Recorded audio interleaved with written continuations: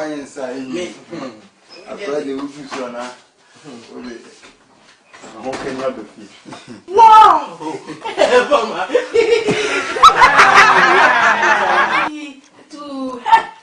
This let us say, oh, well, when you saw dear, what is a move? Mamma, transit. Oh, pom.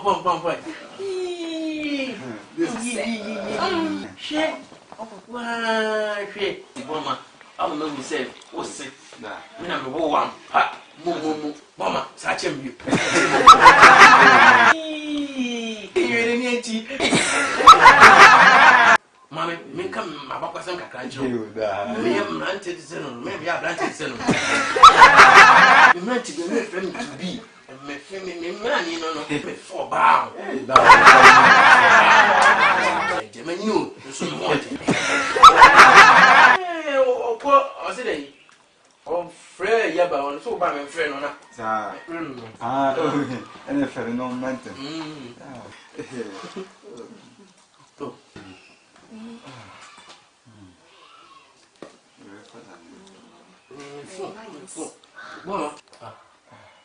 Down the phone. The phone. Oh, we're down the room.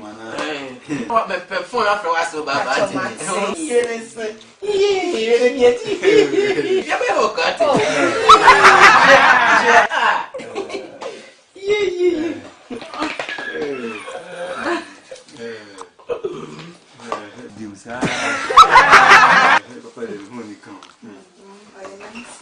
Nice man.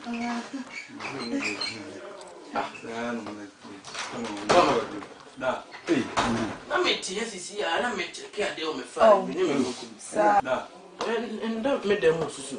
Sir, you are not our best habit. and push a thing not to be Freeman. Won't want to a Tassiana. Try to have it. My friend. Oh, Freeman, dear. I am a friend. No, all credits there. Oh, friend, Mamma, you mamma, no bananas. Money. No,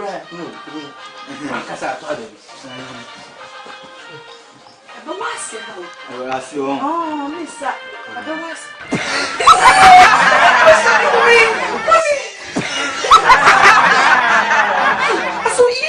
I saw. Hey, I'm wondering about show.